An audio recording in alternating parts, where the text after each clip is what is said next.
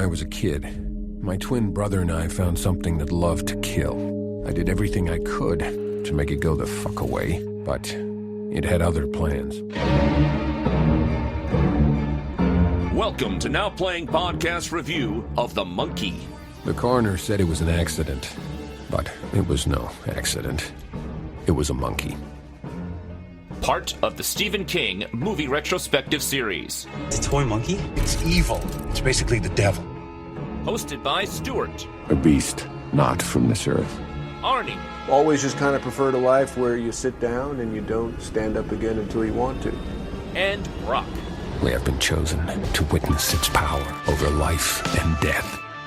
But be warned, this episode will contain detailed plot spoilers and strong language. Oh, fuck.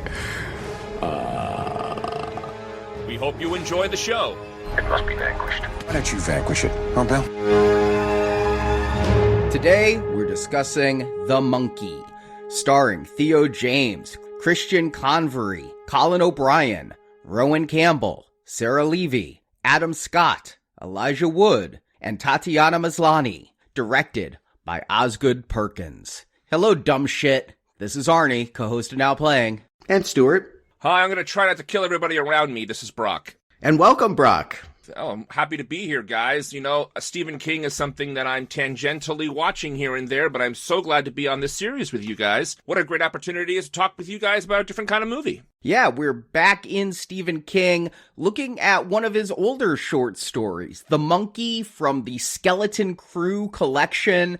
And despite the Skeleton Crew collection having The Mist as its first story, to me, The Monkey will forever be the icon because it was on the cover of the paperback edition. And right when I was getting started reading Stephen King, it was like everybody I went to school with in grade school at that year was reading Skeleton Crew. Like, between classes, I'd go into the classroom and see, like, 5, 6, 7 people all reading the same book with that monkey on the cover. Yeah, we had all grown into it, right? Stephen King was something that you saw your parents reading, and at some point you picked up the book. 1985 was when I picked up the book, and yes, Skeleton Crew was that book. That monkey was a huge selling point. It was super creepy, and I love that story. I went back and read that story. Where is that story in this movie?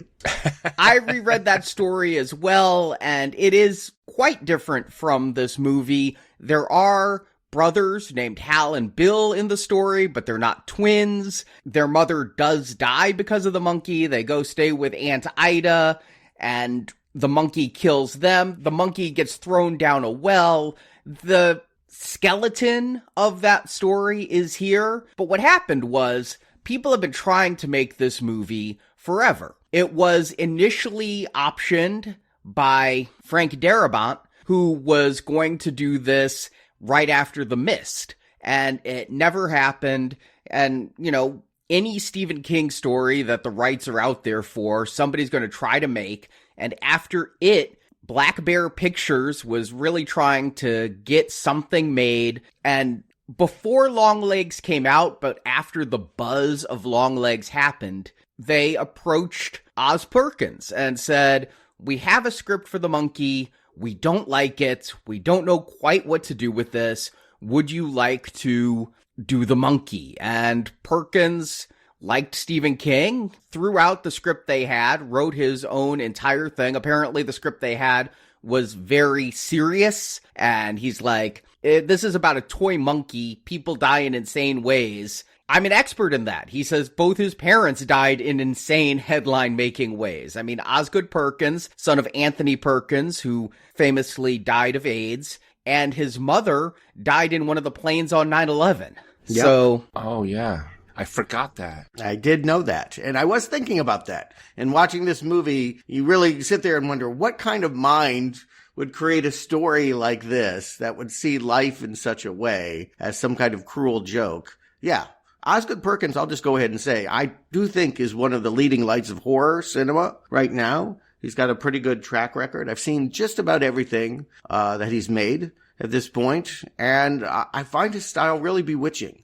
It's almost occultish. I mean, it really reminds me of like occult filmmakers' experimental films that I've seen. He takes a lot of risks. He feels indie and dangerous, which you want in a horror movie. So to see him apply that aesthetic to a comedy, what is essentially a movie that I don't think is supposed to be very scary, is going to be watching Osgood Perkins grow and change. So yeah, for lots of reasons, I was excited for this movie. Yeah, I primarily know Osgood Perkins as an actor. My wife watches Legally Blonde a lot, and he plays David in that movie. So I've seen him in there. And last year, Longlegs, Nicolas Cage being crazy, I got really excited for that movie. And while I have a lot of thoughts on that movie, maybe we'll review it someday, I ended up becoming a big fan of him as a director out of Longlegs. And when I found out he was doing Stephen King's The Monkey, I was a little bit hesitant. I mean, we saw Stephen King's Boogeyman, an old short story, become a movie that was not very good despite having some decent talent surrounding it. But I think I was as excited for anything Osgood Perkins does. The excitement I felt reminded me about how people felt about Robert Eggers coming into Nosferatu.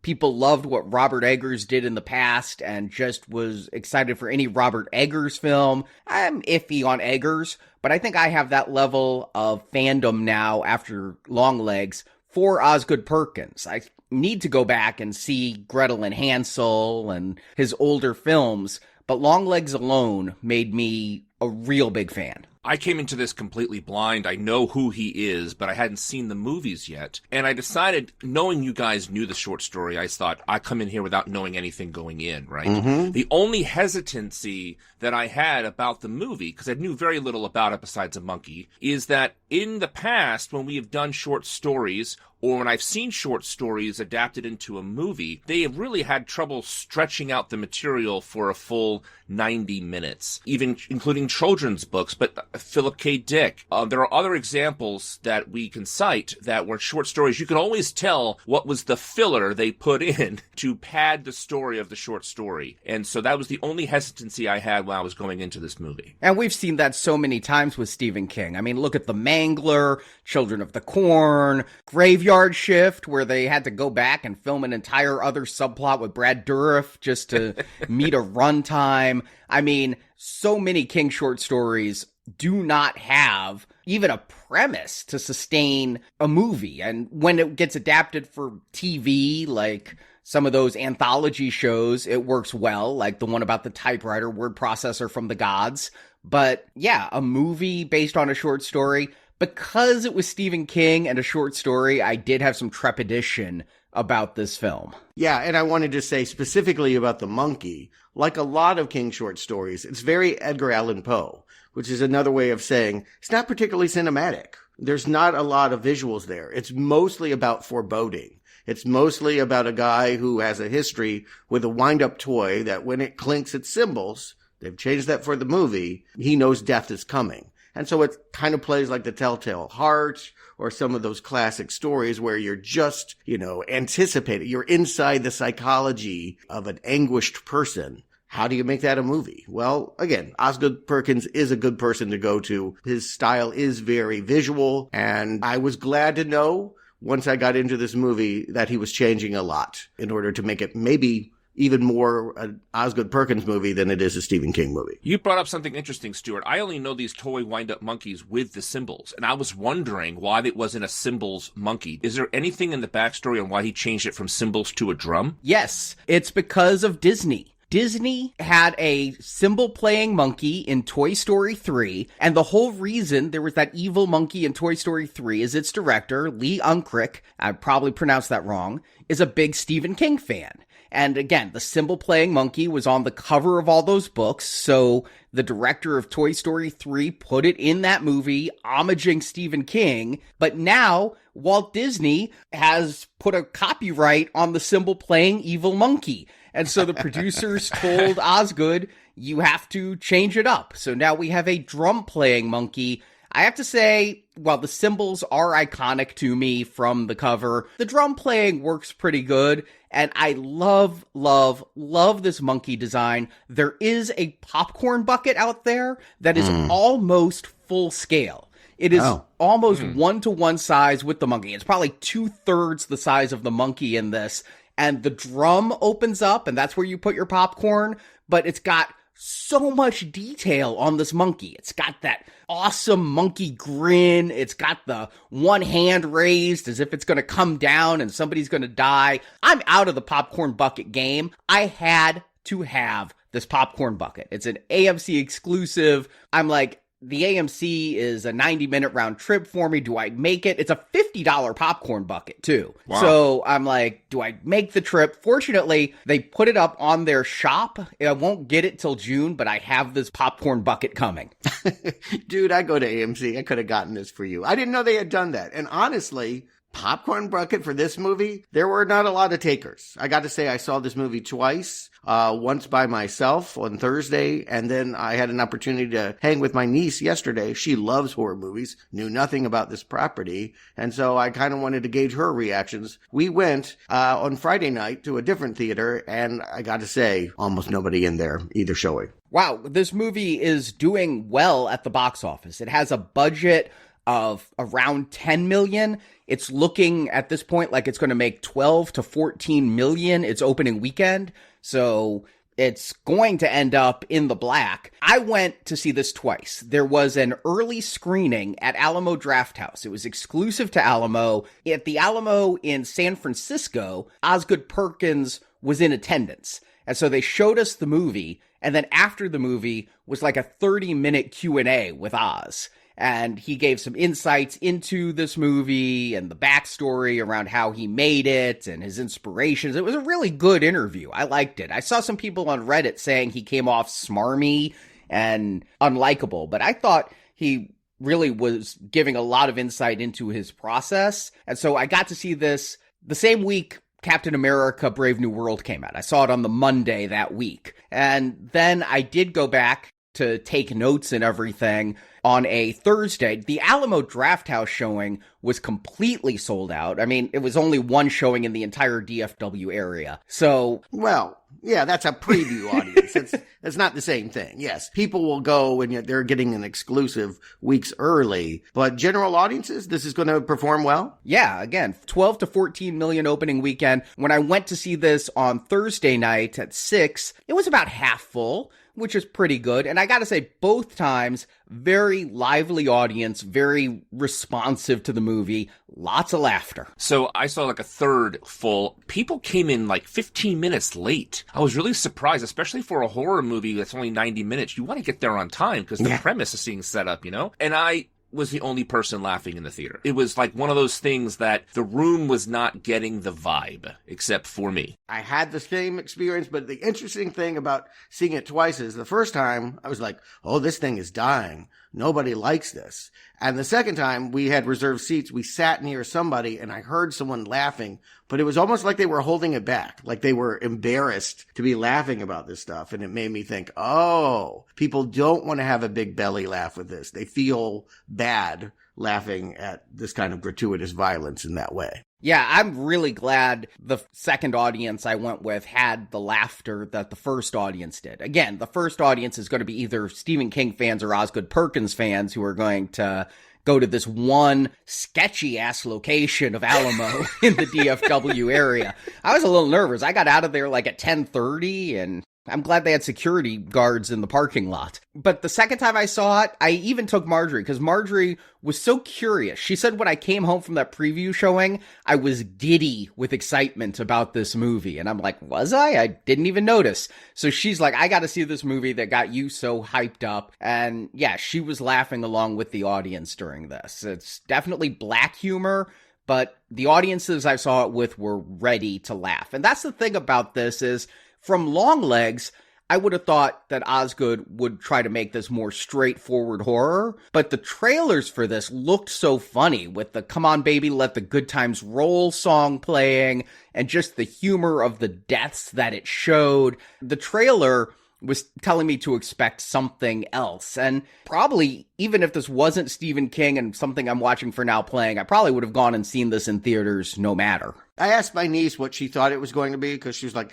that was smarter than I expected. And I was like, what do you mean by that? She's like, I thought it was going to be just a bunch of dumb teenagers being killed off by a monkey. I think she was struck by the fact that there was a different story being told. Yeah, people being killed by a monkey. I did wonder, are people going to think this is the Robbie Williams movie that just came out? Like, because I think The Monkey, you're going to think of that movie more than you're going to think of this one. Well, I'm anxious to talk about this. Arnie, how about a plot? In 1999, nerdy Hal Shelburne and his bully twin brother Bill find a wind-up, drum-playing toy monkey among their absent dad's abandoned belongings. After winding it up, their babysitter, Annie Wilkes, dies in a hibachi grill accident. A few days later, Hal, fed up with Bill's bullying and the torment at school, winds the monkey again, hoping it will kill Bill. Instead, it causes the death of their mother, Lois, played by Tatiana Maslany. She had an aneurysm. Hal destroys the monkey, but it mysteriously reappears later in their new home with Aunt Ida and Uncle Chip. Bill tries the monkey one more time, and their Uncle Chip dies, so the two boys throw the monkey down a well. 25 years later, Hal, now an adult played by Theo James, keeps his distance from his son Petey, fearing the monkey's curse. Bill, also played by James, has become a recluse and spent 25 years obsessively searching for the monkey, believing Hal's use of it caused their mother's death. Meanwhile, the monkey ends up in the hands of Ricky, played by Rowan Campbell, a local boy who bought it at an estate sale after Aunt Ida's death. Ricky, unaware of the monkey's dark powers, sees it as a reminder of his absent father. Still, Ricky sells the monkey to Bill. Bill winds up the monkey again and again, each time hoping it will kill Hal. Ricky, thinking the monkey is a harmless object, decides he wants it back. When Bill refuses, Ricky poses as a cop and kidnaps Hal and Petey, forcing them to break into Bill's booby-trapped home to steal the monkey. Ricky's plan goes horribly wrong when Bill forces Petey to wind up the monkey, which causes a deadly swarm of wasps to kill Ricky. With Ricky dead, Hal fights to protect Petey, but Bill, driven to madness, tries to force the monkey to drum without turning the key. The monkey begins drumming wildly, bringing mass destruction, including a plane crash. Hal and Bill reconcile after years of estrangement, but the monkey's drumming continues. Bill is killed by one of his own traps. Hal and Petey escape the chaos, witnessing the devastation around them, including the eerie sight of death on a pale horse. They make it their mission to ensure the monkey never kills again, as credits roll. As they start, we get Severance star Adam Scott doing a funny little bit. All we're ever going to know about why this monkey came into the lives of the main characters is the fact that we have their father coming into the UK pawn shop that he must have bought it from and trying to return a monkey he insists is not a toy. That was in the UK? I didn't get that was a British pawn shop. Yeah, there's pounds. There's a pound symbol on one of the price tags. Ah. And there's a Union Jack on the beaded door. Okay. And when I first saw this movie, I'm like, oh, Adam Scott. I didn't know he was in this. I thought he would be a main character in this. And when I left the first time, I'm like, oh, was that Ricky's dad, the missing cop? And I tried to think of it that way. When I went back, it is clear this guy is in a pilot's outfit that we're going to see later on in a closet. Yes, this is Hal and Bill's dad who got them the monkey, and it's a fun prologue. I mean, the way he sets up the monkey, saying that we're all fucked to hell when the drumstick comes down, and the pawnbroker not believing him. He's covered in blood, but not his own. And yeah, the very first death, the monkey starts to drum, and we also see a rat or a mouse chewing on a rope on a counter, and it's like, okay, you know what this feels like instantly to me? Final Destination. Absolutely. This is totally Final Destination. And when that harpoon goes through the pawnbroker's chest, I thought that was funny. But what was even funnier was how the entrails came back out when the thing repelled backwards. And as soon as that happened, I'm like, oh, this is going to be a Final Destination movie. Yeah, yes. All of it feels so Rube Goldberg and so set up, like what's going to kill the person, or this is just waiting to kill the person. And so, yeah, I have a big smile on my face, and then Adam Scott gets a flamethrower And he kind of looked like Bruce Campbell. He's making crazy faces and flame-throwing the monkey. I just was getting a big Bruce Campbell over-the-top vibe from him. I thought Uncle Chip was Bruce Campbell, and so I was hoping that, because I had the same thought, that I got Bruce Campbell, and it's a shame he didn't come around throughout the movie, because he would have been perfect in this kind of vibe.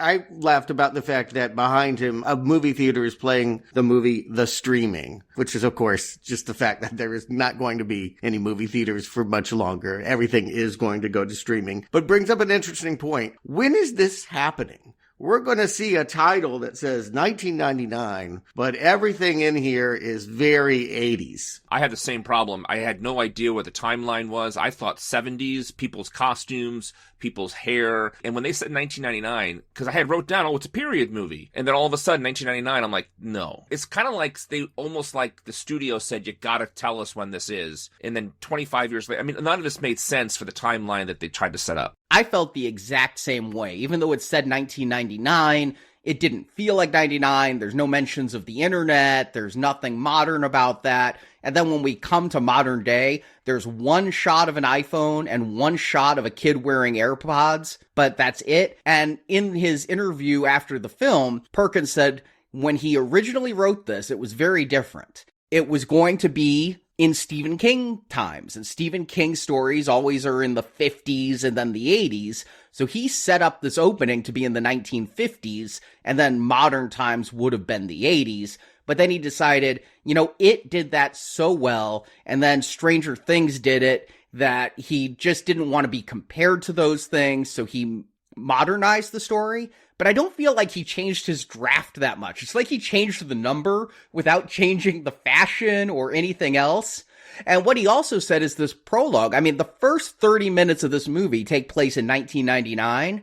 That was originally intended to be chopped up and interspersed through the rest of the movie. You'd find out the backstory of the monkey compared to modern times with the monkey. There is a lull in this movie where I would see some of that making sense. But I do like that in editing, they decided, let's just show the entire origin of the monkey and then show the entire modern of the monkey. The only thing I have to add to that is that the music didn't help confusing you on when the story took place, because they used so many older songs that did not compute. If they were going to put it in 99, the music really could have helped sell the time period. I actually think it's kind of a design to have you, not gripping on where you're at. I think you're dissociated trying to figure all of that out. It ends up becoming part of the style. Whatever the original intent is, it kind of exists in this netherworld of Stephen King land, right? Where there are just Stephen King-ish things that happen. And yeah, does this ever feel like it happens in a real 1999 or a real 2025? Absolutely not. This is a curated world, kind of like a Wes Anderson movie. And so we do go to 1999. I assume that the father's been missing a couple of years at this point by the way everybody's acting, and that his stuff has been all packed away. So maybe that pawn shop scene is 1997, 1996.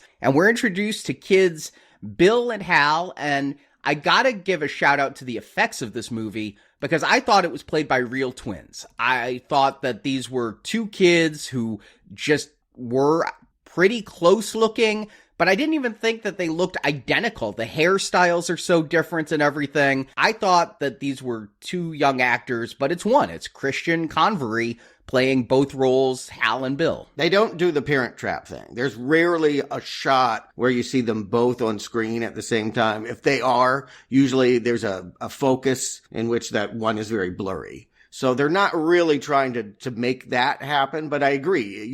You end up forgetting that it's the same actor. And I did look. Yeah, it is two different kids. They have a very different personality style. We will see Bill very much is the older brother. He ate more of the placenta, and he is dominating and bullying his younger brother, who wears glasses and is meeker and more withdrawn. You might say, as usually when movies are about twins, it's two halves of the same person. But whatever it is, we see two brothers that really don't get along very well. And now they have to go through their father's things. I guess the dad is dead, or they've decided he's not coming back. Lois, the mom played by Tatiana Maslany, says their dad went for cigarettes and never came back, which is literally what happened to Stephen King, is his dad said, I'm going for cigarettes and never came back. So I think that's a bit of an in-joke, but I don't think they know he's dead. They don't know what happened to their dad.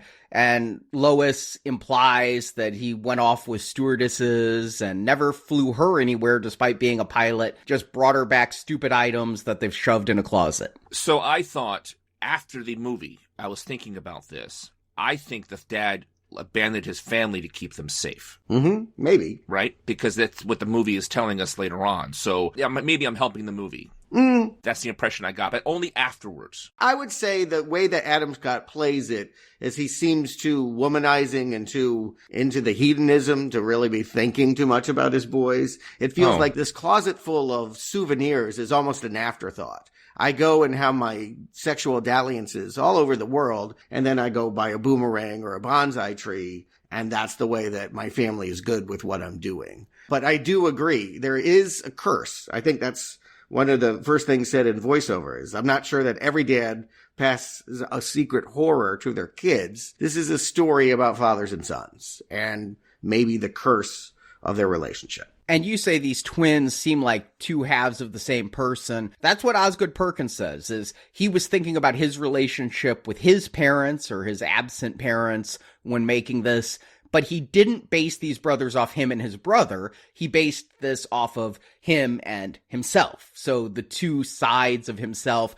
I also thought, given that Osgood Perkins is divorced, that maybe some of this plot about Hal and his son later on, or the kids and their missing father at this beginning, might be something Osgood is projecting into this film since he is divorced. But he said in the interview, maybe this is self-serving to him, that he's a good father and really involved in his kids' lives. So he is at least distancing himself that he is the absent father that is seen in this film. But we get these twins and the mother, and it is kind of fun. They pull out the monkey from that closet, and it took me my second viewing. It looks like a hat box, which is the big circular box, and it says on it, organ grinder monkey. And you always think of monkeys with those old organ grinders from the 20s or whenever they'd be. Like accordions. Yeah, playing their music. But here, I think they're actually saying it's going to grind up your organs. It's a pun. No, absolutely. I mean, this is the big old metaphor of this movie. It's not like life. It is life. And these kids are right at the age where they realize the adult world is not as fun as the childhood world, right? That life is kind of brutal. And this is what I mean about the outlook. Like, not everyone's going to hold this opinion about reality. But for Osgood Perkins, maybe Stephen King, the world is really dark and you want to hold on to your childhood as long as you can. And this monkey is the last vestige. It's the last toy you play with before you realize, yeah, life is going to grind you up. It's Hal's last toy. Bill, being the few minutes older brother, is already past toys. He's far more interested in the nude women playing cards that he finds. And it's just kind of a funny joke. He grabs the nude playing cards, then tells his brother, don't come in our room. Because he's going to come in our room. Later, the mom's going to make a joke about finding a crusty sock.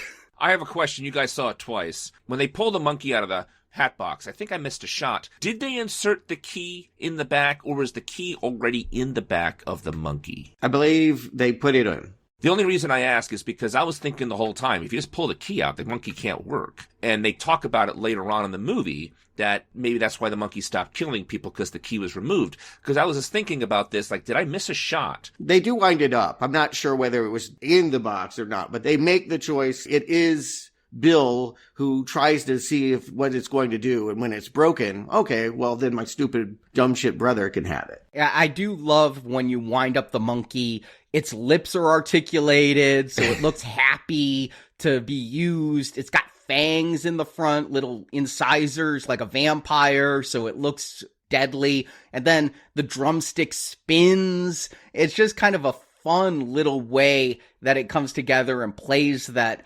stupid tune like a circus. But the last drumstick doesn't come down until later on. The mom, Lois, has been dating. We saw her dancing with some guy. She has a blind date this night, so babysitter Annie Wilkes, obviously a reference to Misery, is taking the boys to Benihana or something like Benihana. So this is the part of the movie where I had to remind myself I should not be thinking about this too much. Clearly, I just thought about the key, how the monkey ended up in the car, and then all of a sudden the monkey ended up in the driver's seat. I said to myself, I'm going to turn off my brain here on how the monkey keeps appearing and transporting everywhere. And thankfully, later in the movie, they said this monkey transports. We know he's able to transport. So thank goodness, because if I hadn't done that, I wouldn't have had as much fun, especially with this first kill scene in the Benihana. My goodness gracious, that was unexpected. Yeah, the monkey's just in Annie's car on its own. Later on, they're going to say the monkey can teleport and... Teleport. That's the word I was looking for. Teleport. Thank you, Arnie. And yeah, they go to this Benihana. Bill, being again a little older, is hitting on Annie, saying, I'm just a man. And later will say he was going to marry her. And this hibachi grill guy is also flirting with Annie, hard eye contact, making the rice heart on the grill. They always do that cheesy stuff at those places. But he's doing his little blade trick and cuts Annie's throat. And I'm like, okay, he's just going to cut her throat. But she turns to look at Hal. Her head falls off and lands on the hot plate. The sound effects of the sizzling of her skin come up. I mean, if you don't know what movie you're in, instantly we cut to her funeral. The smash cuts in this film, especially to funerals, are hysterical. And there's this guy there who's in the credits as Rookie Priest. Yeah. And, his every line is great in this funeral. Yeah, you always go to funerals and you can always tell when the priest doesn't know the deceased and they're trying to make it sound nice and they get like a handful of notes about them and try to push those things into the homily. One more thing about the Benihana, when she turns her head slowly slips off her neck. Mm-hmm. Which I thought was a really nice touch. And then, of course, when it hits the grill and sizzles, I'm laughing out loud because that's just really funny. And this is, I'm going to argue, 80, maybe 90% of the movie. You better like this joke, because this is the joke they have to play. This movie is going to work so much on splatter comedy. I'll just go ahead and say it's sort of my disappointment. I think these early scenes are clever. Sort of my disappointment that almost every scene is some version of this kind of slapstick comedy. It is, but there's also a lot of verbal comedy in here that people were laughing at. I think there's just a lot of clever dialogue. I won't call it smart dialogue. I don't think this movie is very smart. It has some heady ideas, but it doesn't really explore them. But yeah, I mean, when you've got this priest up there and he's like, it is what it is, that's the word of the Lord, I'm laughing just at that. But again, this is sort of getting to the theme of the idea about what is life all about, that if you try to quote scripture, you can talk yourself into circles, right? There's just ways of like, it was just an accident, or was it part of a divine plan? Like in the end, particularly this guy, he doesn't have any clue. He's going to end up being like, why not you? Why not you? And of course, Mom's going to even underline the point. It will be you. It will be you. Everyone dies. Yeah, the tagline for this movie in the trailer was everybody dies. And what I took that to mean is everybody in the movie dies. Again, kind of like a Final Destination. But no, the theme of this movie is everybody dies. You will die. That's life. The speech the mom gives to the kids is disturbing. All your friends and their parents and their pets. Some of us peacefully in our sleep. Some of us horribly, violently screaming through duct tape. I mean... And let's go dancing, right? The way to cope. This is, again, I mean, it is framed as comedy, but it's really, I mean, I think the horror of this movie is the reality of that statement. Right. It's the unshakable thing. Laughter is a coping mechanism to deal with the fact that there's no way out of this. And I think that this movie, again, sort of relishes in that very nihilistic entertainment of torturing people, that they can't pray their way out of it. They can't think a way out of it. We're all going to be ground up by this monkey. The thing about horror movies that I've learned by doing them here at Now Playing is they try to find, usually in these slasher movies, they try to find excuses as to justify why this person or that person gets killed in these little quick setups of whatever they're doing. Here, I didn't really get any of that. They just seem to be random killings of the people around them. Actually, Brock, I'm glad you brought that up, because I think when we get to the very end of this movie, that gets addressed. I'm going to put a pin in that. But yeah, okay. I definitely agree with you. Usually, particularly, I think that's what my niece meant. I thought this was just going to be a stupid movie where stupid teenagers get killed for being stupid, and it's not, right? Everyone gets killed. Yeah, there's going to be people getting killed who we don't even know. They just are peripheral, walk in and die characters. So here, though, we get a dream sequence or a wish sequence. Hal is getting bullied in school. His brother is causing it, spreading rumors about him. He has this dream of killing his brother with his mom's bowling ball that says Lois on it. And but that's just a dream sequence. But this group of mean girls in school are bullying Hal, saying, I guess your mom wears the pants in the family, but you're wearing pants. Two people can't wear pants at the same time. I couldn't tell if he went home in shorts or boxers. Boxers. But I think, again, when I say that, I feel like this movie exists in a Stephen King, land of all his ideas. The fact that this is even happening in a locker room, I'm thinking about Carrie, right? The way those girls surround him and bully him and de-pants him, a lot of what Sissy Spacek went through. I love the matter-of-factness of all the girls talking like, oh, this is going to happen right now. No expressions on their faces, nothing. It was just really funny. These bully girls just took him out. Yeah, and I also think why he's really being bullied is not the girls themselves. It's the fact that Bill is shit-talking. Mm-hmm. Bill caught this thoughtful introspective. If they represent anything, one boy is, he's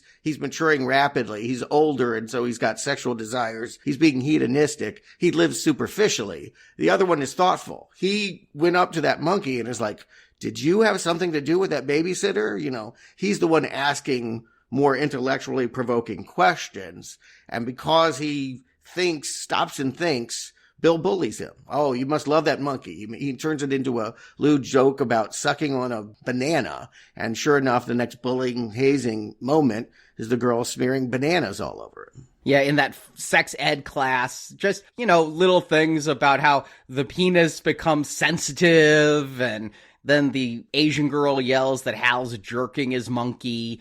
And yeah, Hal goes to their bedroom, and their bedroom also feels anachronistic. He's got a hamburger phone, but the Goosebumps poster and the TV VCR combo at least felt very 90s. But he's wanting Bill to die. He goes to the monkey, says, I wish Bill was dead, winds it up. Bill comes home from school. He's wearing this shirt that's all black, only it has orange flames coming up from the bottom. It's like a bowling shirt, right? Yeah, I noticed that shirt because I had that shirt in the late 90s. I had that exact shirt. I was an adult, but I was wearing that flame shirt in the 90s, and that shirt comes back later in the movie. I mean, it does typify, I'm not going to say it typifies a person, but there's a certain person that would wear that shirt. And I think Bill is that person, right? And apparently I am too. Yeah. I mean, I agree. I think we could probably say that Hal is little Stuart and Bill is little Arnie. I definitely felt comparisons in that you were a little bit older. I will eat your placenta, bitch. Yeah, exactly. And I do think that, it's created this tension where, yes, poor Hal, he doesn't really mean it, but he snapped and he's gotten to the point of, I don't want to be bullied. And just as Carrie reacted and ended up hurting people, we have Hal turning that key, acting on his suspicions. If I think this thing killed the babysitter, then maybe it can kill Bill. And of course, it boomerangs back on him. I didn't understand how the boy made the connection between the monkey deaths and so early. He's smart. That's why. And talking to the monkey and almost taunting the monkey about what he's doing. He's the smart one. And he reads Goosebumps. And I think some of it is just psychic. I think Hal has a psychic connection with this monkey because as an adult, when the monkey's nowhere near him, he will hear the monkey's music in his head, psychically, and know that monkey is about to play the drums even before he sees it. To piggyback on this movie's metaphors, some people live their whole life and don't ask the big questions about what is the meaning of life. And then some people at very early ages, it clicks for them, particularly after seeing a gruesome death, that, hey, what's going on here? Was that fair? And I think, he's a early victim of trauma. So he's asking what the monkey and life is all about. And here he's going to lose his mom. Yeah, Tatiana Maslany, I mean, call it out, she was She-Hulk, as well as in Orphan Black. She's also going to be one of the stars of Oz's next movie, so to see her here go out so early, I didn't expect that. The way she has an aneurysm and like blood is dripping down her face and her eyes go bloodshot when Bill finds her in the kitchen. Again, playing it for laughs, they didn't have to do that, right? Yeah, this one was the only death I didn't like. I felt bad for the characters. I liked this character of the mother a lot. She made me laugh earlier. So this is the only time I was like, oh, that's a shame. And how they took her out, too, was like, I think a little more muted than the other wacky deaths, you know, because she's such an important character in these guys' lives. Yeah. And she was, you know, the one that really put the fine point on it, that, you know, death is the big unifier here. I'm going to die too. They just thought that they would have more time. Now what's going to happen to them? We see, again, superficial Bill, who wasn't really thinking about the monkey or anything. Like, this bothers him more. In some respects, he's the one at the funeral trying to make mom wake up, really having the big emotional reaction. It finally stops him from being such a little jerk. Yeah, I think this is the one death in the entire movie that isn't played for laughs. And that's why Bill at the funeral is like, haha, mom, that's a funny joke. Wake up now. This is where there isn't a joke until Uncle Chip shows up, and this is played by Osgood Perkins. I mean, he was an actor before he was a director, wearing these Elvis mutton chops, making me definitely think this movie's taking place in the 70s. And his entire speech here got so many laughs about how your Aunt Ida and Uncle Chip never wanted kids. Also, we're swingers, but oh well, we're going to do our very best for you boys, but our very best might be pretty bad. I thought he kind of looked like a monkey. Also, I think that was his look was like looking like a monkey, but maybe that was just because of those big old mutton chops. I thought his speech was really funny. When he grabbed the kid's shoulder, I got a bad, like, pedophile vibe, but they didn't go there. I mean, I think what you realize is that, yes, they're not going to be well attended to. Not in the same way that their mom, who we genuinely sense love, and again, her advice to dance, that was his favorite day. On a day of a funeral for a babysitter he liked, dancing, his mom helped him cope and made him realize life was worth living. These people ain't going to do that. They're not going to provide that. They're going to totally uproot them.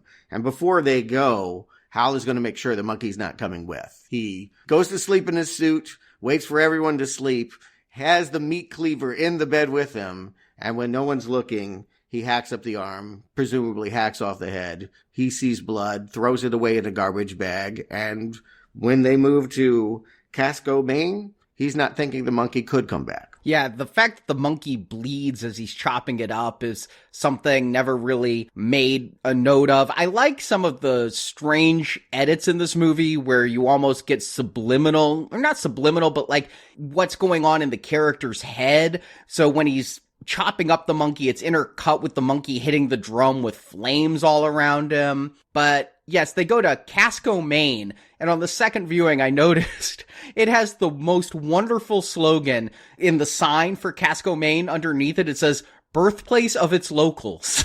I mean, of course. Yeah, I mean, again, I don't know that this humor is laugh out loud funny. It's kind of like maybe you guys are getting big reactions. I heard almost nothing in my audience, and I didn't laugh. Oh, well, I laughed out loud at a lot of this movie, especially the deaths, because they were so wacky. But Uncle Chip made me laugh. The mother's speech made me laugh, but not as guffawing as I did when...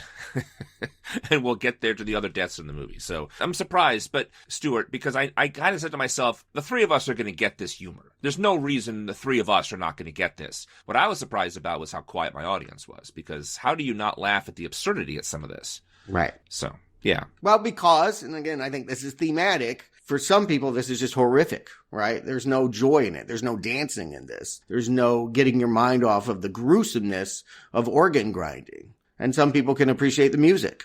And Bill won't even take his suit off because he's like, I'll just have to put it back on for the next funeral. We're going to get a shot of Aunt Ida. She's trying. She's making the boys cocoa. And we get a close-up of the gas stove, kind of Chekhov's gas stove that's going to come back only in 5 minutes. There's so much of that. There are so many little tucking away eggs. Again, it's the joy I see of this director when people are holding up pamphlets for skydiving weddings, that he just is like, ha, you're not going to be thinking about it when I drop that on you later. And I think that's just, the gift and the genius of Osgood Perkins. If you like that, I guess all I'm saying is I do like it. And I really do find this visually and, thematically stimulating. The humor, which I feel like is new for Oz, is a little bit, I don't know, in your face, a little bit obvious. It wears me down, honestly. I feel like it becomes less funny as the movie goes on. I'll agree with that. It definitely starts to lose its humor. I think some of the later jokes, in trying to up the stakes, don't necessarily work as well as some of these early ones. Like here, Bill is finally intuiting that this monkey could be evil. The monkey shows up in Aunt Ida's house for reasons. It can teleport. And Bill wants to try the monkey one more time before getting rid of it. He's going to turn the key. Hal's going to be like, don't bit. Cut right to Carl's funeral picture. And because we've started every funeral with the photo of the person, it's just the third time's the joke, right? That's how the pattern usually goes with telling jokes, is you have 2 setups and then the punchline, and Chip's the punchline. Yeah, it's interesting that Bill is slower on the uptake. He was first coming out, and again, he's always, trying to be the guy, be the focal point. But he's finally catching wind to what Hal has known for a while. It is a super evil magic monkey, and that makes him want to play with it. It makes him want to control it. And again, I think when you realize that life has this inevitable end, people do different things to try and change that, right? Whether it's working out a lot or, living like they don't care about whether they live or die. Bill is just going to do that, right? I'm going to wind the key and see what happens. I'm going to just take a risk, and who cares if Chip dies? We'll see him not even mourn for that. He was an asshole, so I'm not even going to grieve for this guy. But I don't want the Nazis and Russians to get a hold of this monkey, so I'm going to chain it up and throw it down the well. Or the Irankis. Yeah. Again, yeah, Bill is the kind of slower one, right? He's not worldly, he's not thoughtful, but even he can see the danger. And for him, it's about, protecting us from a Russian Nazi Iranki threat. But yeah, they toss the monkey down a well, and we're going to get that voiceover. Theo James has been giving us Hal's POV voiceover for the first half hour of this film. And we're going to jump to modern day and start with Aunt Ida, not start with Hal. We're in Ida's house and seeing Chip's old hunting things, the bear with the sunglasses on, a photo of Chip on the wall, and in the distance we hear the monkey song. Yeah, it's her time to go, and what a way to go. I think she dies 3 deaths here, at least. Yeah, they keep on teasing it like a Final Destination movie with the fishing lures, first on her face and then her head bursts into flames. And she runs around like the Headless Horseman, threw her house out the door. It was so absurd. Again, if you think about it too much, it doesn't make a lot of sense. I don't understand why 25 years went by. If the monkey can teleport, how it didn't get out of the well sooner. So I had to turn my brain off again at this point to just go with the movie. Some of the logic here is hard for me, but then again, when you have a flaming head of a person running out the door and then getting stabbed by a real estate sign in her face to actually kill her, it's just Final Destination funny. But I think the theme of this movie is there is no logic to life. There is no God. There is no creator. It's just a machine that has been wound up, and people get ground up whenever they get ground up. And so, again, if you assume that everything is an accident, that's what they're ultimately going to say about everything. Everything that happens is an accident. Then yes, the monkey has no rhymes and rules. It can teleport. It can be wherever. It can wait 26 years. It can then kill 5 people in a day. You're not going to hold it to your logical principles. It's life. And I do like that. I think they've set up why her head goes up so fast is she's using rubbing alcohol on her face because it got stuck with all those lures. So her face is covered in flammable alcohol and she goes to the gas stove, and that's why she goes up like the Human Torch there. And then she's running around. It was in the trailer to see this person running around with their head on fire, but I still laughed. Especially, yes, Final Destination running right into that for sale sign. And now we finally catch up with Hal, and Hal is going to say he's lost all contact with everybody. He stays away from everyone because he's been afraid of the monkey for 25 years. I laughed. My niece, after the movie was over, she was like, which Franco brother was that playing that part? Yeah, totally. And I'm like, well, actually none of the above, but I get what she meant. It's a part perfect for James Franco. It has all of his sensibilities. And yes, I do think that Theo James is probably not a well-known figure. He was in the second season of White Lotus is where I know him. He was in that kids series, Insurgent, Divergent, Detergent, whatever it was. I got a Franco vibe too as soon as he comes on the screen, and then I quickly realized you couldn't get Franco or something, you got him, but Dave Franco could have done this too. Oh, yeah. A passing resemblance to the Francos. The person who I kept thinking of him was James Marsden. I think they have kind of a physical resemblance here. And yeah, I've never watched White Lotus or anything. This is the first thing I've ever noticed Theo James in. I haven't watched Divergent, but I think he's good here. And he's reading this book, Fatherhood Part 7 by Elijah Wood. We're going to get a joke that it got a bigger laugh from my audience than from me, his boss, Dwayne. His answer to everything is, shit, man, that sucks.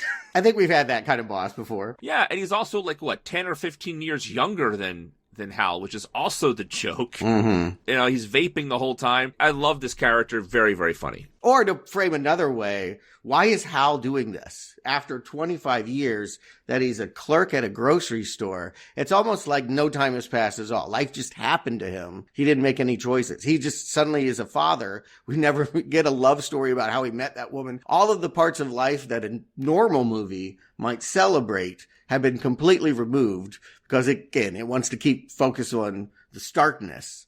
He's stuck in a rut. He has no meaningful human connection except once a year he gets a week with his biological son. This year, it's going to be the last week. I can go with believing Aunt Ida's going to die running her head into a for sale sign. I can believe that Uncle Chip is going to look like cherry pie after being killed in a stampede of 67 wild horses. What I can't believe in this whole movie, my suspension of disbelief can't go to Hal, who has become an isolationist for 25 years, had a relationship long enough to father a child. But I mean, he's a really good looking guy. Like, again, in a normal movie, he'd be the guy in the rom-com, right? Like, we would see so much about the courtship and the flirting and all of that. That is not the outlook of this movie. Like, there's very little dancing and there's a whole lot of organ grinding in this outlook. Also, he didn't tell his wife about the monkey because I got the impression that they didn't get married, Arnie. I thought he was just, so if they did fall in love and they had a kid and then he decided to leave like his dad did, she would have been told about the monkey, I would have to think. But there you go. Yeah. For whatever reason, again, they also just like absurdist humor in this movie. But yes, he's going to leave. He's going to ask for a week off from this grocery store to drive to what looks like Stephen King's mansion, right? Like this opulent Maine castle where his son is waiting and where the author of the fatherhood book he was reading is going to gloat, I stole your power. Yeah, Hal is still being bullied, only now it's by Elijah Wood, who, it just seems ironic. Elijah Wood is such a slight man to have him bully you and challenge you to arm wrestling and saying, I stole your power, and that he's the leading expert in the field. Yeah. It's just, I thought for sure we were setting up Elijah Wood for a grisly death here. He just is so unlikable. You'd think that the monkey would kill Ted, but he never does. Well, he'll die, but again, the movie's point is everyone dies. But yes, it's not going to be justice for Hal. We're not going to have the monkey ever working on behalf of what Hal wants. I think that's typically what any monkey movie would have been, right? It plays on your secret fantasies. You shouldn't want people to die, but you do, and the monkey's going to clap and they die, and then you feel bad about it. Guilt, again, those psychological Poe ideas that were sort of in the story. But no, this monkey don't dance to nobody's tune. Takes no requests. Yeah, I always got the monkey confused with the monkey's paw.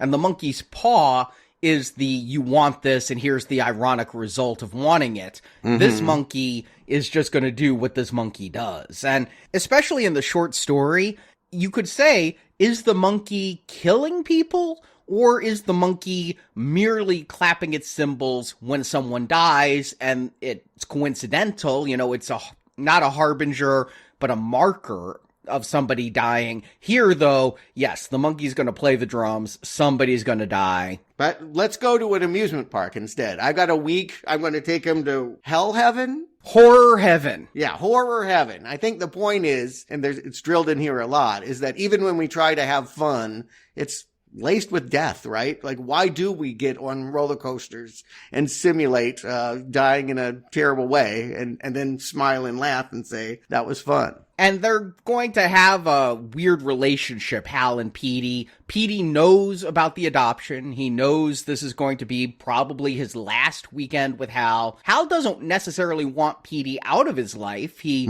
wants to be with the boy. He thinks he's helping the boy, saving the boy from the familial curse of the monkey by staying away. But Ted and the person credited only as Petey's mom want Hal out of their life once Ted formalizes the adoption. But Petey's working on a family tree thing. He's going to ask a lot of probing questions of Hal, and Hal's going to not feel comfortable with the answer. And when asked, do you have any siblings? He's going to be like, no, I'm an only child. After 25 years, you probably would feel that way, right? They haven't been in communication for, I think, 9. And so, yes, he is hoping, just like the monkey's out of his life, Bill's out of his life, that's going to change on this trip. And that's because we cut away, we go back to that farmhouse, and a character that I thought was Bill, but actually is a character named Ricky that has long hair and is a skater, is coming up to the estate sale. He had a cartoon look to him, too, with his hair over his eyes so you can't see it. I kept thinking about David Kelly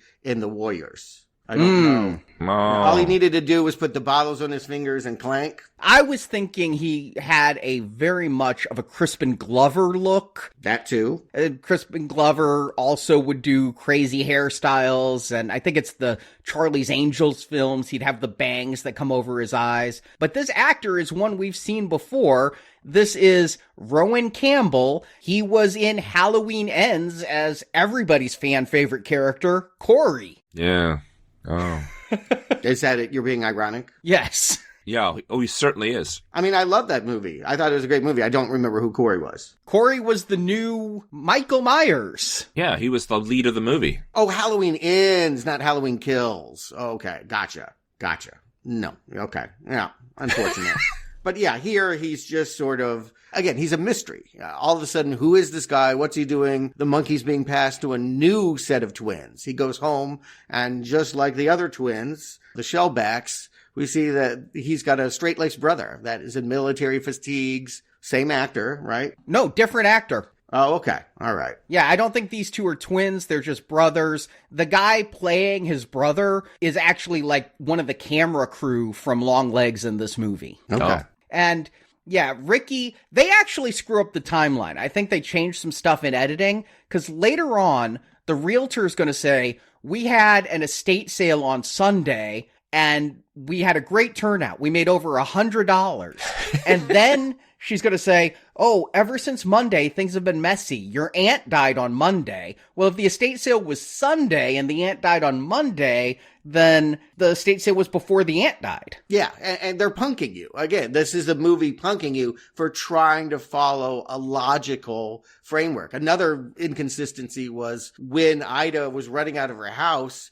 someone had left flowers for her husband on the doorstep. She got her leg stuck in. Well, that would have been 25 years ago. Why would have that happened? But of course, to the audience, it was only 25 seconds ago. So they are definitely, and that's, again, Osgood Perkins' talent is he creates this spell, this magic spell in which time and reality and our normal sense about how things work go away. And we're in his world. or in this case, the world that he's created with Stephen King. Yeah, I didn't know whose flowers those were. I did not take them as being for the uncle, but it just seemed weird that there was a flower vase sitting in the middle of the stairs, and then she's walking like she has a cast on her leg. Again, the big theme is there is no logic here. Absurdism. Yeah, and so when I turned my brain off, I was able to go with it. If I was not enjoying this movie so much, I'd be much more concerned on all of these little things. I think it's good that we're bringing them up to, accentuate that the theme Stuart is talking about. However, this is the kind of things that normally bother me. I just want to call myself out on this. Because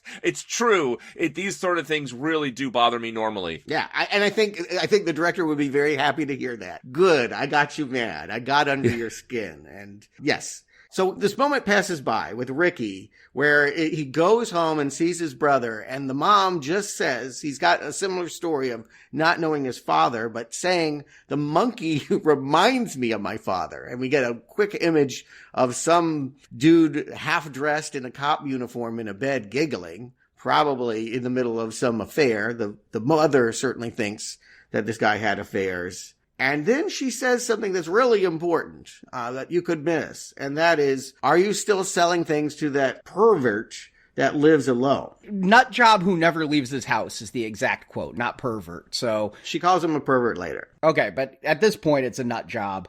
And yeah, Bill has been hunting for this monkey for 25 years. We're going to find out he's in the phone book as Mrs. Monkey and has an answering machine that's looking for the monkey. Apparently, Ricky knows that this monkey is wanted by this guy and will sell it to Bill for $15 whole. Yeah. But that you missed that because most of what's happening in Act 2 is this father-son relationship at sleazy motels. I think you could kind of miss how Ricky has played a role in providing the monkey when Bill is calling his brother and saying, you got to go check out the house. He already has that monkey. Right. He's trying to get his brother there so he can find out where he is and try to kill him. Mm-hmm. Yeah. And what happens is Petey and Hal are in their first motel of several, and Hal has a dream of the monkey throwing him down the well and the monkey chopping him up, the stuff he did to the monkey. He wakes up, the room's too hot, he goes to the thermostat, it says hi. I wondered if that was the monkey saying hi to Hal. It is, of course. Of course it is. Yeah. Oh, absolutely. And later there'll be a fortune cookie that has the same hi in it. That is, again, lots of those jokes and Easter eggs tucked in all of this. Yes, life is going to creep in here. Yeah, and Bill is going to creep in this moment. And again, Hal has told Petey, I don't have a brother, so he's going to step outside and try to have this family dialogue out of earshot, and it becomes another Rube Goldberg. Yeah, when he turned the air conditioner down from high, we cut to see the air conditioner on the roof, a cheap, outdoor unit. It starts shaking, and yeah, as he's on the phone, we're going to keep cutting to that. And some woman is coming out in the middle of the night to have a swim. It's making me think of the movie Vacation, where Christy Brinkley goes swimming with Chevy Chase. Just random woman from the movie, attractive woman, is going swimming in the night. I got Fast Times off that, too, because she's wearing the red bikini. Ah, yeah. You know, normally in a movie like this, we would just ogle her. We would not see her blown limb from limb. Oh, man. When the air conditioner crashes and she jumps in the pool, I would expect, drowning or electrocution. I would not expect explosion where her leg flies at Bill and then you wait a beat and then all the water rains down or the blood rains down into the pool. I laughed.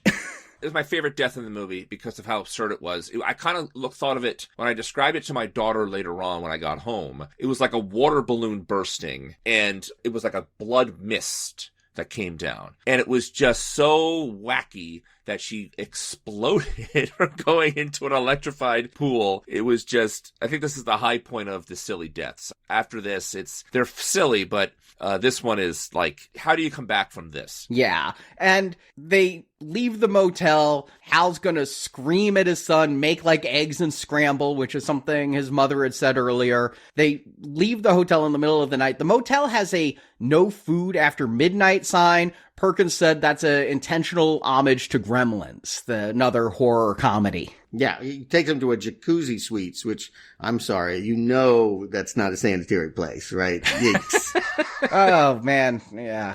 I went to one of those once and got the worst stomach flu I've ever had in my life. Like, I wished for death. I was so sick. Yeah, and Petey is ready to give up on horror heaven. He's like, I don't need to go to this amusement park. I want to get to know you. If you have to go see your aunt's house and to attend to things, I want to see your room. I want to see who you are. And at every given moment, Hal, of course, is doing, in his mind, all he can to protect his son, but also to isolate his son and make him feel worse. And his son at the second motel is where he finds the flyer for the skydiving lessons that says, "We do weddings." And I like his son's line. You know, there's some droll humor here too. With skydiving, I feel like it's one of those things where you're really good at it. It takes one class to find out. Yeah, he's kind of smart. Like Hal is, right? He's less of he's not Bill's kid, right? He's got some of his father's sort of sense of humor and coping and quiet, he's just a quiet kid, kind of withdrawn. There's a lot of Petey in Hal. And it's worth pointing out, Petey is named after Hal's dad. That was Adam Scott's name. Yeah. Oh. But they go to Aunt Ida's house. The blood is still on the for sale sign. We assume, based on how this movie's done, that the yard sale was done in that yard. So the blood would have still been on the for sale sign as everybody's buying the stuff. And the realtor, Barbara, comes. And my audiences both times laughed at her dialogue because earlier Hal had said, "I'm an only child." And the realtor's like, "Your brother, Bill Shelbourne, said you'd be coming. That brother Bill of yours is quite the character. Your brother, Bill, I mean." And just Petey's reaction to all of that. Yeah, I mean, obviously this is betrayal. With every emphasis of your brother Bill, Petey is angrier and angrier that Hal lied to him for no discernible reason. He doesn't know that Bill is dangerous. And also, there's just stupid humor, like the realtor wants to give this teenage boy a business card. He's like, "I don't buy and sell a lot of houses." Yeah, joke on realtors, I suppose, yeah. She's a lady in red. She's got a red car, she's got red lipstick on, red dress. We know she's going to be splattered red by the end of the scene, but that's kind of the fun, the build-up of her going through closets and jiggling on doors. We know it's coming. We know the monkey. We're going to hear even the song. And I think Petey, even though he's got earbuds in, hears the song too. We see him downstairs kind of like cock his head like, I'm like Hal. I have this connection. I understand how life works. And Barbara, the realtor, is going to give this chronology. Osgood Perkins was asked by the audience, was there anything you had to cut out from this movie for the MPAA? And what Perkins said is, no, actually, after we were done, we went back and added more kills. And I'm wondering if this little montage of death that Barbara is espousing are the adding of more kills. But we get to see, like, on Tuesday, Mitch McDonald was killed. His head is under a lawnmower. I wondered if that was kind of an homage to Lawnmower Man. I mean, admittedly, that story is about a naked man eating grass, but a lawnmower death made me think Lawnmower Man. And this guy who looks kind of like John Goodman is just drinking his beer while blood is raining on him. I think there was a lawnmower death in Maximum Overdrive too, it seems to me. Yeah, I think there was. But yes, I do think there are lots of King references all over this place. And yes, that's Mitch McDonald, not Mitch McConnell. Just clarifying there. But I thought I heard him McConnell for a second. Yeah, every day of the week. And multiple people. We only see a few. But cappuccino machines are melting people's faces. A cobra's popping out of a golf hole. Of a golf hole. Yeah. It was great. And they call it out, like, how many cobras are in Maine? Like, it was just really... Yeah. Yeah, and the guy getting steam on his face, I really, when I was seeing this movie, thought that was Chris Cuomo, the news reporter, but it turns out that was Scott Nicholson, another actor from Succession.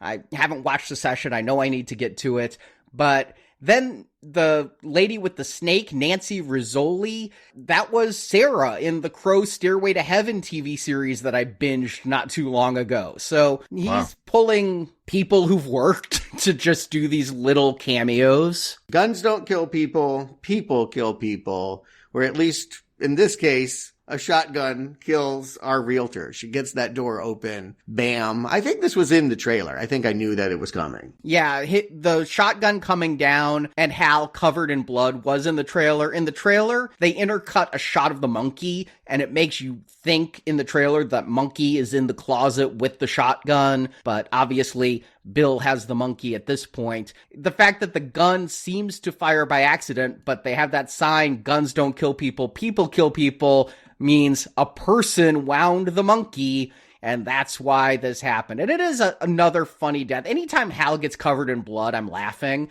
and then he spits a finger out, it got in his mouth. Yeah, she blew up like the woman in the pool. Like, it was really a big splatterfest. And again, here's another example. This kind of reminds me of like a Looney Tunes, because there's a little bit of a cartoon going on, like a sick cartoon, like when the ironing board would come out of a door, because none of us had ironing boards indoors when we were growing up, but whatever, that was a staple of cartoons. Here, the shotgun falls down just like that and shoots the realtor. Yeah, and we're going to see even his boss later. Just as a throwaway scene, the oh shit man boss is going to try to get some vape juice out of a machine and step on a rake, like it hits him in the face and he swallows his vaping stick and dies. Yeah, that was funny because later on we're going to be told that like 27% of people when they die say oh shit or holy shit, and here this guy says shit man that sucks, which is his whole line. And it seemed like a Three Stooges or Bugs Bunny joke that you step on a rake and get hit in the face with the stick, but I loved the honestly cheesy makeup effects of his distended throat showing the vape in it. It's like a makeup effect you'd see in the 80s. It was reminding me for some reason of Dream Child and all the latex effects they did back then. Yeah, it's very, what would the word I would use? I would say over the top, but yes, Looney Tunes is a good expression of that. It is cartoonish. And I don't know. I feel like we've had the joke a lot. I'm wanting things to change. I'm grateful when Hal realizes that, yes, Bill has the monkey and all of this is his doing. And we actually get a POV shift. We've had the voiceover be Hal this whole time. We're finally going to hear from Bill and what he's been doing for this 25 years. Yeah, I like this. I think they did a good job of separating the look of Hal and Bill. Bill has very different hair and looks a little paler. You know, he's just been holed up as basically a recluse for 25 years.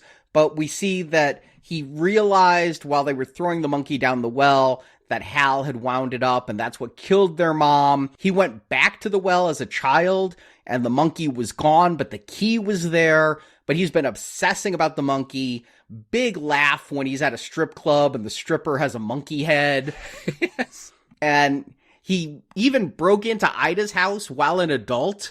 We see him sneaking around the house looking for the monkey while Ida sleeps. And he talks about how he reworked his own child funeral suit in anticipation of more funerals. This is where that flame shirt came back. He needed more material to stretch out that suit. He used the flame shirt, so the top of his suit pants are now like flames. I thought it was the cummerbund. Yeah, me too. Maybe it was the cummerbund. It looked kind of like a cummerbund, but since cummerbunds are out of style in 2025... This guy is out of style. He's got a mullet, yeah. Yeah, it doesn't matter. But I also thought it was just looked like a cummerbund, and because that's the joke, like a flaming cummerbund was the joke of it, yeah. But our A story and our B story are going to cross because Ricky wants the monkey back. And Bill is like, fuck off. And so Ricky goes home, gets his dad's cop suit and gun, asks his brother, you got any extra bullets? And that character who hasn't said any words just finally smiles and asks what caliber.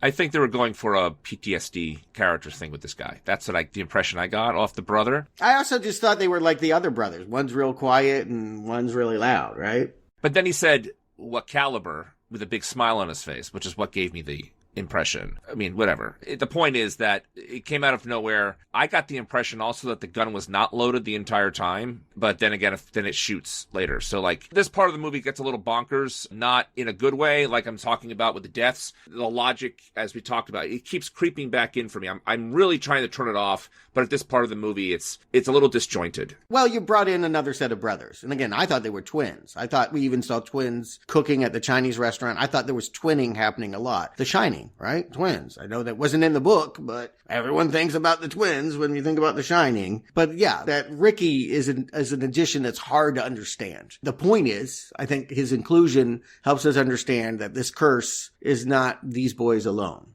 That fathers don't show up for their kids in lots of examples. And that Ricky, in a desperate attempt to get to know a man that, he'll say he hates cops and hates his father, but he's willing to hold on to a toy monkey because there's something about it that reminds him of his father.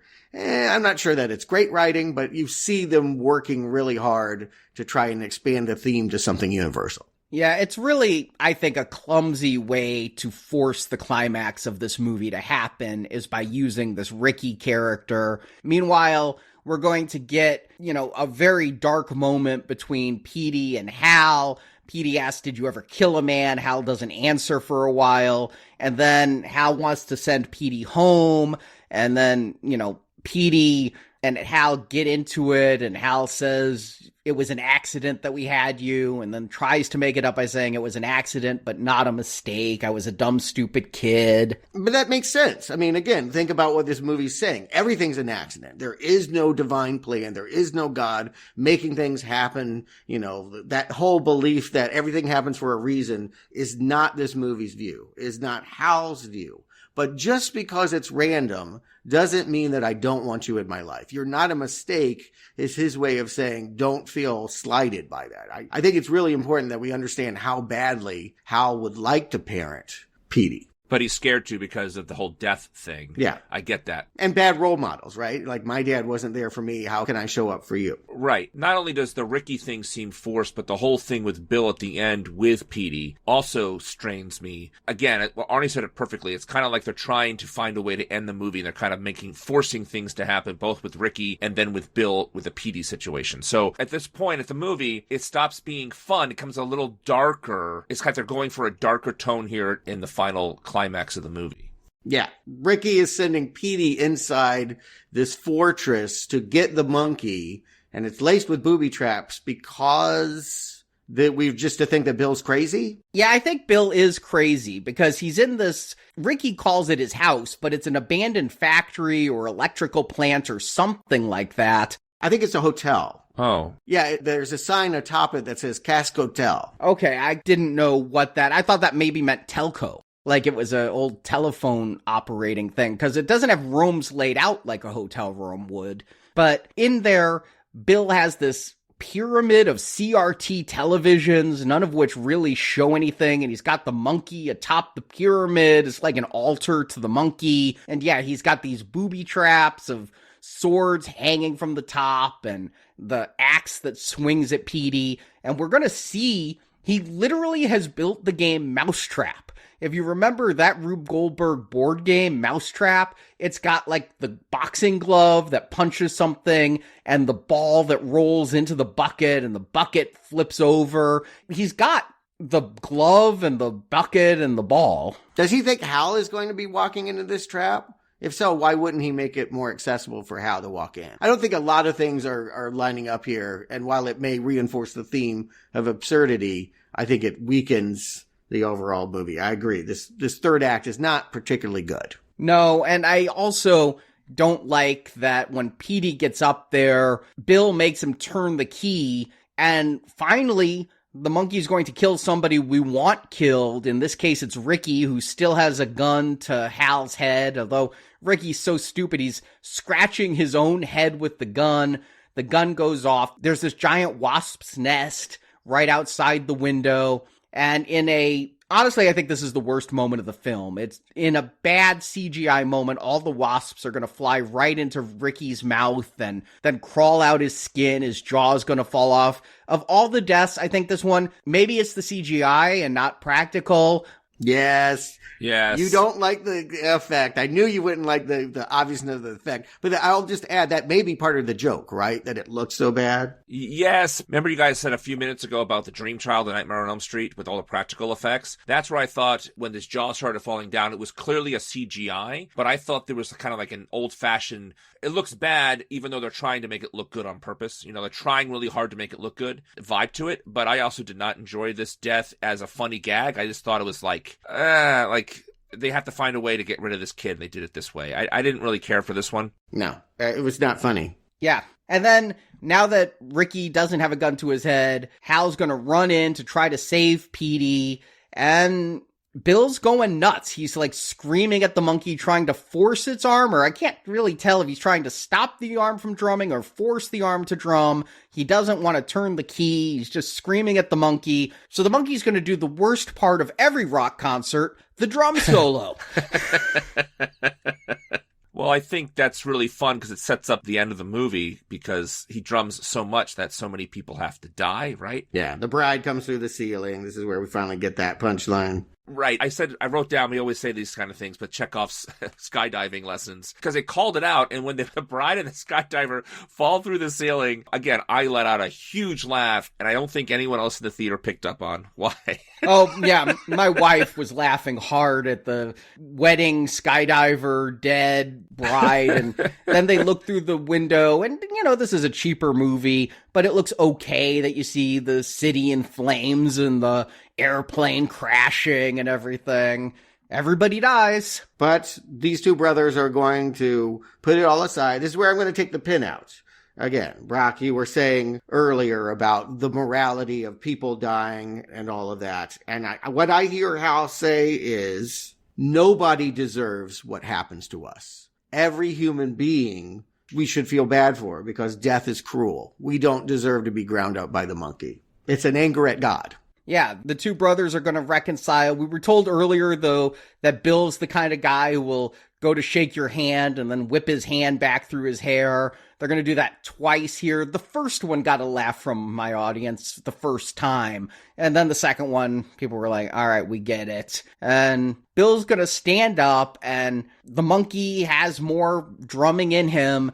One of those booby traps that he set up, the one with it makes no sense, but the mouse trap, the bowling ball of Lotus is going to fall into a cannon and shoot off Bill's head, fulfilling Hal's fantasy where he wanted to use that exact bowling ball to kill Bill by dropping it on his head as a child. Two sides of the same coin, right? Like, that's what they're getting at. They really are one person. The only thing I found really funny about this death, though, and I noticed it the second time, is where the bowling ball embeds in the wall, parts of Bill's face are around it. Like, you can see ears on both sides of the bowling ball, and an eyeball drops off. It just kind of splats. There's a lot of that in this movie. I agree. It's another one. But I want to applaud the movie because it's been so wacky the whole time that I never once questioned why they have a cannon and why it's loaded and why it works. It's just like, again, it's totally like an Acme Wile E. Coyote kind of contraption. And it, of course, just like in Wile E. Coyote, it does not work as intended. But, a circus cannon, because the circus grinder monkey kind of thing. Whatever. At this point, I thought it was really funny that the bowling ball killed his brother, so I'll go along with how they get it to work. And everyone's dying.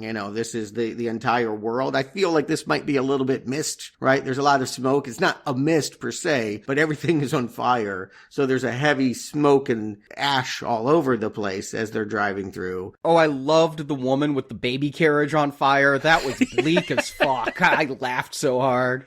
Yeah. But this is where Hal and Petey are just going to make a commitment to each other and the monkey. If this is what life is, we'll just accept it. We can keep going. We'll stay together and we'll hold on to this thing tight. Yeah, prevent anyone else from turning the key. If the monkey's going to end up in somebody's hands, we will make it our family's legacy. The curse of the monkey is to keep this thing and make sure it doesn't fall into anybody else. Can't let the Irankis get it. There were some cheerleaders cheering when they brought the realtor's body out of the farmhouse. They make a return appearance here. After Death walks by the intersection, a school bus of the cheerleaders, I guess they get clipped by a semi, and we get some more beheadings because we haven't had enough. Well, no, I think that's the capper, right? Death walks by on a horse, like clippity-cloppity with the smoke, and the father and the son see Death just walk past casually, like with a sad look on his face. And then the capper, that at the end of every horror movie, you have to have like one last one. The cheerleaders getting decapitated en masse was like the capper joke and the button on the movie, which I thought was a fun way to go, especially because it's so random. See, I take this all very seriously, believe it or not. I think the cheerleaders outside when the reels are coming out, I was thinking, this is like the culture that listens to true crime podcasts, isn't it? Like, those are the people who would be out there like, they're bringing the body out, yay! And then when Hal and Petey agree that they're going to take the monkey there, they've referenced that passage, I saw a pale man on a pale horse, and that man was death. Hal said it earlier, then Bill said it later. And now that they're accepting of death is going to come to them, and Hal has to kind of like nod and say, yes, I see you, Death. And we're just going to have this monkey, and the fact that death will be part of our lives. You know, it's the final acceptance, the stages of grief, right? You know, denial and all of that. It ends with acceptance. And so death personified is accepted by Hal. But what I take the cheerleader's death is yes, it's a funny joke. I remember being told as a kid, don't stick your arm out of the school bus window because it could get chopped off. And the cheerleaders are all cheering outside of the school bus window. So that old adage is happening. But I think death took the cheerleaders. Death wasn't going to leave alone. And the monkey wasn't drumming. Even without the monkey, everybody dies. That is, I think, the ending most people will see. But if you are in theaters, if you are watching this movie now, they decided to throw in for an extra perk. If you stay through the credits, you'll hear a little bit of the monkey song. I think you hear Dwayne say, "That sucks, man." But then you also get a teaser. Osgood Perkins is on a roll. It's 3 movies in an 18-month period. He had Longlegs last summer, Monkey in February, and this October, he's got Keeper. And all we get is sort of an ominous POV of a lot of women from all different time periods looking lovingly at the camera and then turning in disgust and then blood and screaming. So see you in October if you're an Osgood Perkins fan. I will be seeing that. I didn't stay the second time. When I saw this in the preview screening, they did not have that. They did have the "that sucks, man" at the end of the credits, I think. But this Keeper movie is a little bit controversial because Perkins said during his interview he was ready to film The Monkey up in Vancouver. And then SAG went on strike and the Writers Guild went on strike. And he was told, we can't make the movie. And he's like, well, I'm a filmmaker. I need to be making film. And so he found a Canadian writer who wasn't in SAG. And then he found a bunch of Canadian actors who weren't in the Actors Guild. And he said he didn't write a word because he's in the Screenwriters Guild. And so he doesn't want to get fined. But he worked with basically non-union people to make this film during the strike. And then when the strike ended, he went into The Monkey. I don't know how Tatiana Maslany was able to be in Keeper. I would think she'd be in the Screen Actors Guild.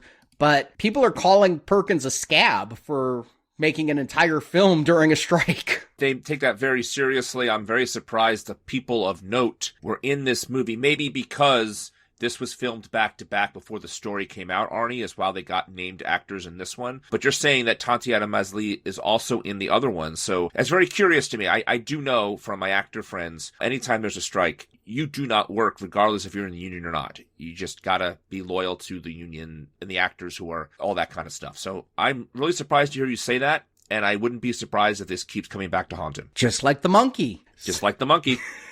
So, Brock, Stuart, do you recommend The Monkey? Brock. Yeah, I do. I had a really good time with this because it's like a Final Destination movie. I think the movie sets you up for what it's going to be. I think at times it doesn't make a lot of sense if you think about it too hard. And then, again, as I mentioned earlier, I tried really hard not to think about it so hard because I was having so much fun with the wackiness. And I really do enjoy that aspect of, like, Final Destinations. I'll tell you, I do recommend it because when I got home and talked to my daughter about it, I said, you know how much you enjoy watching the Final Destination movies with me? She's like, yeah. I'm like, this one is perfect for you guys when you're hanging out with your friends, like a sleepover or something. Put this one on and just, if they all like Final Destination, they're going to enjoy this. So I think you guys should watch this because they're teenagers and they enjoy horror movies and they typically watch like Megan, right? I don't think a lot of her friends watch a lot of the Final Destination movies yet, but I think with the new one coming out, the new Final Destination coming out, maybe they'll all find it. I think this can be a lot of fun for a lot of people. I think the themes of the movie are a little messy. I don't think it's a perfect movie by any means, but it sets out to do what it needs to do. And hey, I thought I saw my last surfboard impalement death in Lethal Weapon 3. The fact they found a way to squeeze it in here made me roar. Some of these deaths are really wacky, really silly, and the gore, I think, is just there to accentuate just the over-the-topness. So I liked it enough. I had a good time. I laughed out loud. Recommend. Stuart. This is what I want people to do when they adapt Stephen King. Go your own way. Bring your own stories in. Take what's there, in this case, it's just a mechanical device that, portends death. And then, take it away from the stories. Stephen King has told that story enough that we don't need a faithful version. I like the fact that Osgood Perkins is here to talk about the absurdity of life and to really expand the metaphor of the monkey to really about how a child comes to terms with the carnage and the pessimism, nihilism of the adult world. To your point, Brock, the person I was with, my niece, loves Final Destination movies. And she took a pause after this movie. She was like, I liked it, but it's making me think. It's making me think that there's something more. It's not just stupid teenagers dying in creative, funny ways. And for me, that's what really works here. I think that the theme is all Osgood Perkins, and you can find it in any of his films. I think the comedy, is hit or miss. I don't know that I would want to see another one of his attempts at comedy. I think he's got a lot to learn about, shaking it up, variance, telling more than one joke. I found myself really getting tired of the splatter by the end of it. And it doesn't help that the ending, in general, is just not particularly tidy. But I did like the movie. I am going to recommend the movie. It's just not particularly strong. For the Stephen King retrospective, it's damn strong. In terms of a horror comedy, it's no Evil Dead 2. And I think it's clear that this film comes with a strong recommendation from me. It's an unexpected gem that I can't stop thinking about.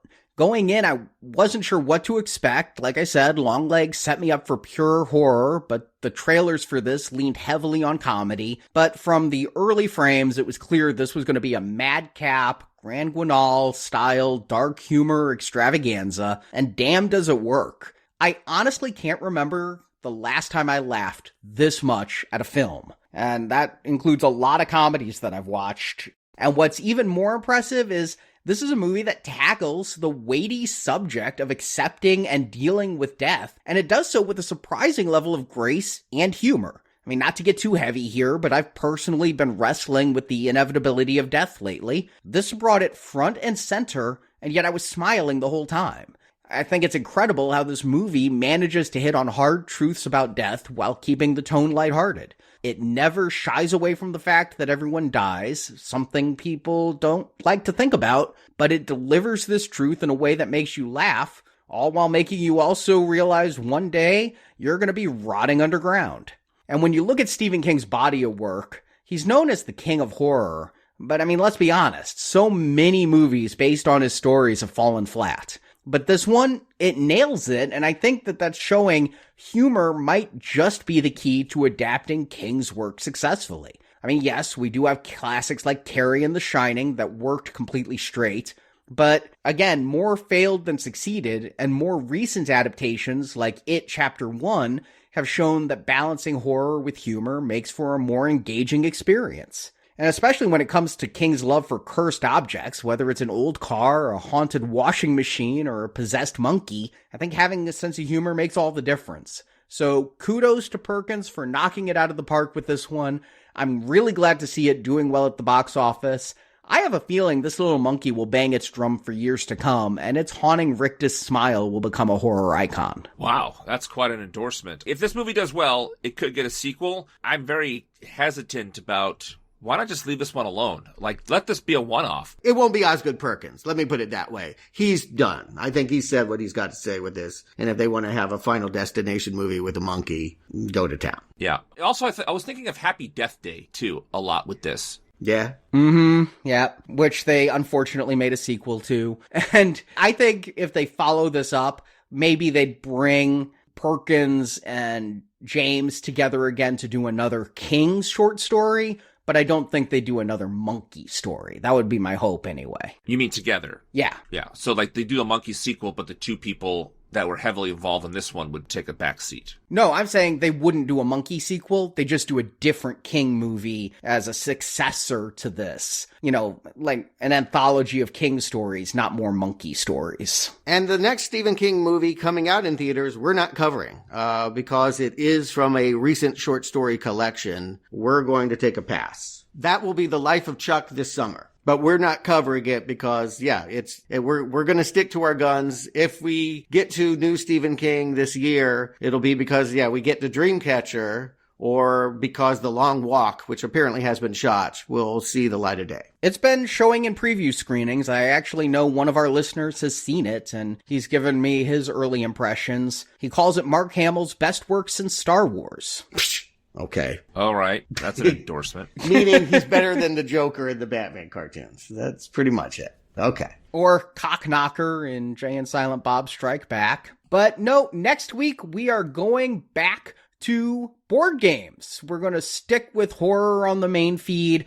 We are going to be calling out to the spirits with the Ouija retrospective series. Yep, another toy that plays with death. And this one is sanctioned by Parker Brothers. So they made a movie out of it and 2 movies out of it. That'll be the next couple weeks on the main feed. Actually, Hasbro. Parker Brothers got bought by Hasbro.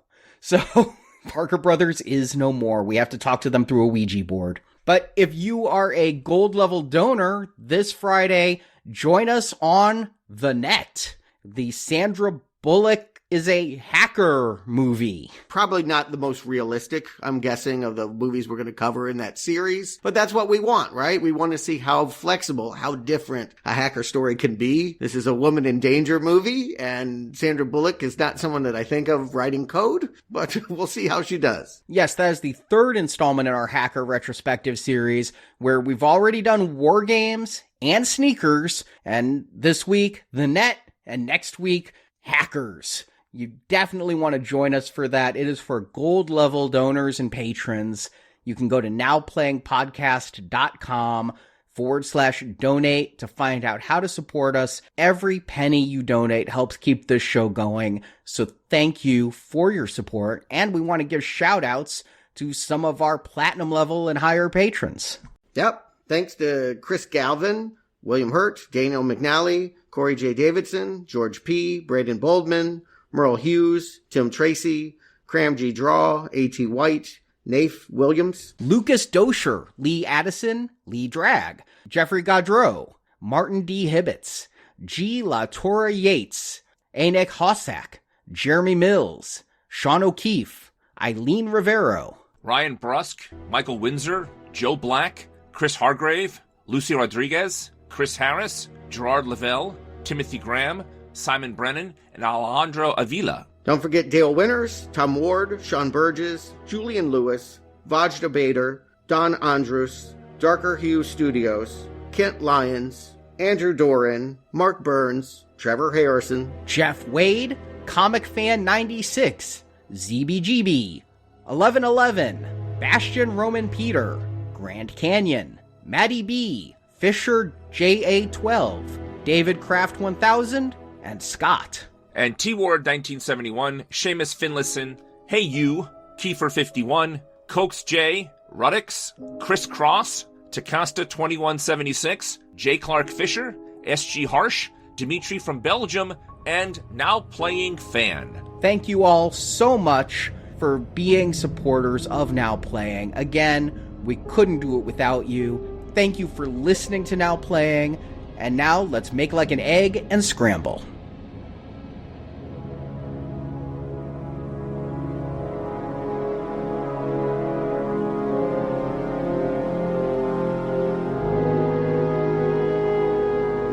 It is what it is. It is what it is. The word of the Lord. Thank you for listening to this episode of Now Playing, and we hope you've enjoyed the show. And I want you to know we're going to do our very best with you boys. It's just that our very best might be pretty bad. Come back to NowPlayingPodcast.com to hear our reviews of other Stephen King movies, such as Carrie, The Shining, Children of the Corn, Cujo, and dozens more in our archive section. Oh, yeah. Today, you're here with Annie Wilkes. Also on our site, hear reviews of other films such as Maniac, The Texas Chainsaw Massacre, A Nightmare on Elm Street, Saw, Riddick, Friday the 13th, the Avengers films, Star Trek, and more. Find hundreds of movie review podcasts at nowplayingpodcast.com and come back each week for another new movie review. For the longest time, there was nothing. But then, it appeared. Support from listeners like you help keep Now Playing operating. Everything okay there? Yeah, everything's fine. You can find a link to donate using PayPal at nowplayingpodcast.com. Smiting the ones who deserved it, the ones who didn't, and everyone in between. You can also help out Now Playing by leaving us a 5-star review on iTunes. A link to Now Playing's iTunes listing can be found at nowplayingpodcast.com. Whoever controls it controls life and death. Now Playing Podcast is produced by Arnie Carvalho. Is there a divine plan? Sure, maybe. Associate produced by Jason Latham. Hello, brother. Now Playing is edited by Heath and Arnie. It's a goddamn mess in there. It's like that restaurant, Spaghetti City. The film discussed in this podcast is the property of its respective copyright holders, and no infringement is intended. And those deaths are really fucked up. The opinions expressed on Now Playing are those of the individual hosts and may not reflect the opinion of Venganza Media Incorporated. Gone by accident. Or rather, in an accident, because, there's no accidents. Now Playing is a Venganza Media production, copyright 2025, all rights reserved, and no part of this show may be reproduced, repurposed, or redistributed without the written permission of Venganza Media Incorporated. Everybody dies, and that's life.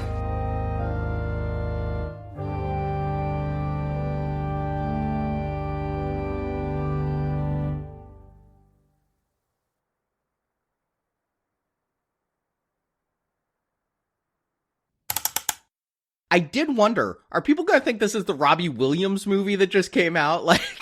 Because I think The Monkey, you're going to think of that movie more than you're going to think of this one. I don't think anyone in America knows who Robbie Williams is, and nobody saw that film. But the cover of it's been plastered everywhere because of the Oscar nominations, right? Or lack of Oscar. I can't remember if it got nominated or not. It couldn't. Yeah, it got for visual effects, but it couldn't for song because he's a big music star everywhere else but here. Gotcha.